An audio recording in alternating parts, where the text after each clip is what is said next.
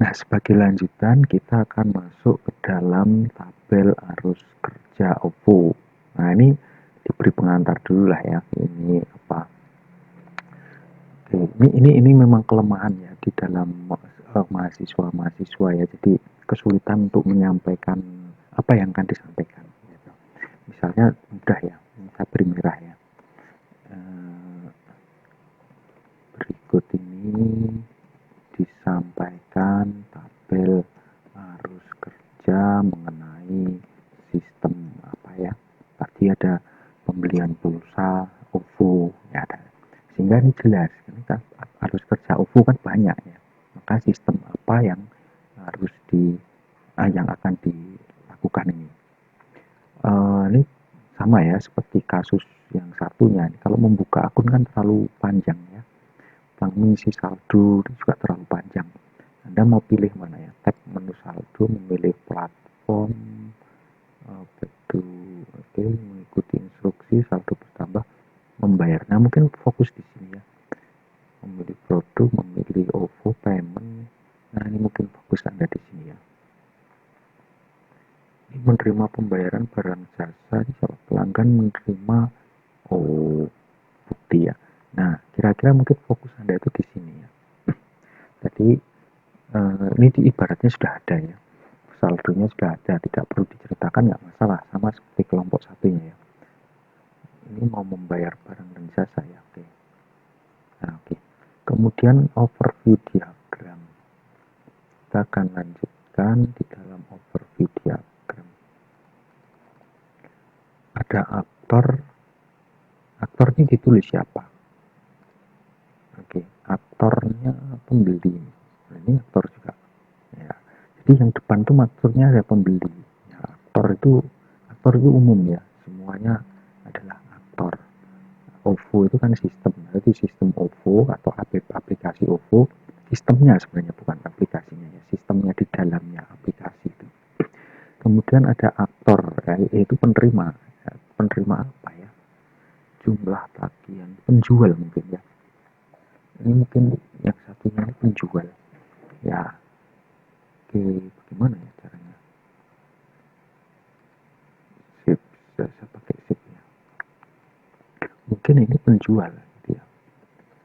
Mungkin, ya, karena ada yang tahu. Ya. Nah, oke. Jadi aktor itu siapa? Gitu ya. Misalnya pembeli sebagai aktor, penjual sebagai aktor, ini juga sebagai aktor sistem aplikasi OVO. Ya. Mungkin perbankan dan seterusnya. Kemudian memiliki akun, apakah harus digambar gitu ya?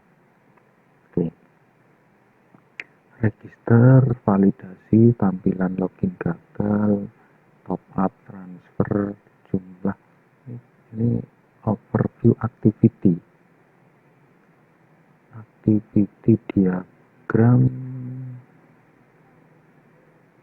sesama pengguna, input nomor telepon, input rekening penerima, uang, input jumlah uang dikirim, cek saldo, uang diterima, transaksi selesai, exit. Nah, kalau activity kan tergantung di sini ya. Ya, waduh, ini kan sudah ada ya activity diagram. Bentar. Activity diagram yang berdasarkan tabel arus kerja. Nomor berapa ya? Oh iya. Sistem faktur aplikasi. Nah, ini mungkin penjelasan tambahan ya.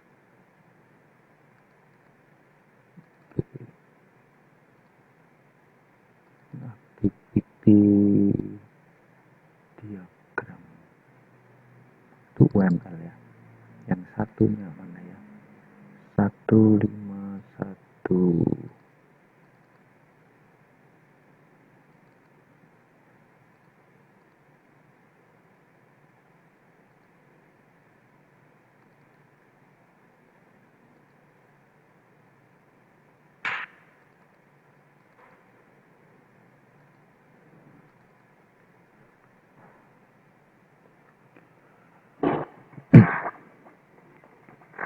Nah ini ya, jadi ada E1, E2, E3, kemudian di sana kan, aduh, kok nggak muncul ya?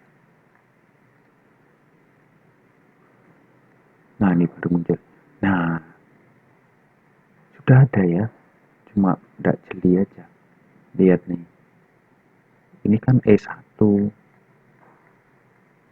nah, ya kan, E1, ya E2, nah seperti itu ya. Oke, jadi itu yang dibuat di dalam activity ya. Jadi berdasarkan apa yang tadi dilakukan tadi. Nah di sini loh, mungkin jadi E2 atau E1. Nah itu. Oke ya. Nah itu di bab 3. Ini kelas, ini DFD, ini bukan kelas diagram. Aduh, ini juga nyari lagi ya. Oke. Ini DFD mas. Ya, ini data flow. Ya, aduh nyari lagi ya. Susah tidak saya sampaikan ya. Apa tadi yang kelas ya? Di pendapatan mungkin ada. Oke, pendapatan, dokumen, tampilan layar, activity.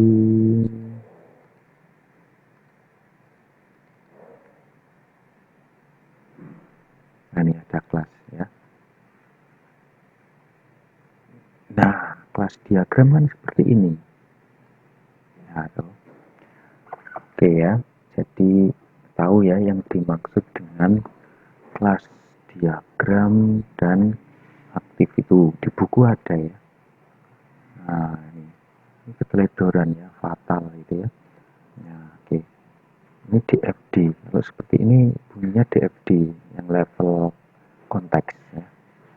Oke. Kemudian ada rancangan tabel database induk di sana. Oh, oke. Nah, ini pembeli, nama, alamat. Ini tabel pelanggan ya. Atau nama pelanggan, email, nah itu ya seperti itulah. Itu namanya database master ya. Tabel penjual, oke, itu juga database master ya. Kemudian tabel barang, ini juga master ya. Nah ini tabel pesanan top up. Nah ini karena tidak fokus ya. Di sini kan barang, tapi di sini kan top up gitu ya. Nah maka itu ngacak ya. Apa yang kita pikirkan itu ngacak gitu ya. Kalau misalnya ini Anda fokus ke top up ya harus fokus ke top up ya. Di sini berarti barangnya apa? Pulsa, Telkomsel ya gitu ya. Ya, harganya berapa gitu ya. Biayanya berapa gitu ya. Biaya apa itu? Administrasi. Nah, ini ada nih. Biaya admin gitu. Tapi ini kan masuk master dulu ya. Pesanan pembeli. Nah, ini kan belum ada pembeli. Nah, sudah ada pembeli itu namanya transaksi. Ya ini tabel transaksi, tapi masternya ya nggak nyambung nanti kalau dihitung apa di link kan nggak nyambung gitu. Tabel bukti nggak ada, tabel bukti pembayaran itu dimasukkan di situ ya. Ya bukti pembayaran tuh dokumen apa itu namanya faktur atau nota gitu ya. Nah, ini tabel pesanan barang, udahlah milih, kalau milih top up ya udah pakai top up gitu ya, tidak perlu pengiriman, tidak perlu ya. Kalau milih top up ya boleh silahkan. Jadi intinya Anda fokus ya, satu kelompok fokus mau milih top up atau barang gitu ya. Top up juga boleh tapi fokus ke sana gitu ya. Baik, itu untuk bab 3 dulu ya. Nanti akan saya sampaikan linknya yang tadi. Sebenarnya sudah ada ya di atas, yaitu apa ya, contoh mengenai activity diagram sama contoh mengenai kelas diagram. Itu sudah ada. Karena di sini dipakai ya di kelas diagram. Ya, boleh level umum, tapi namanya bukan kelas diagram. Namanya adalah data flow diagram ya, terserah ya mau milih mana gitu ya, mau pakai ini berarti data flow diagram gitu. Nah kalau kelas diagram, oh ini activity ya, kalau activity diagram berarti pilih yang uh, ada hubungan dengan ini tabel gitu ya.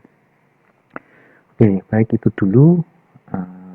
Di bawah juga akan saya linkkan itu ya. Oke, terima kasih. Ketemu lagi di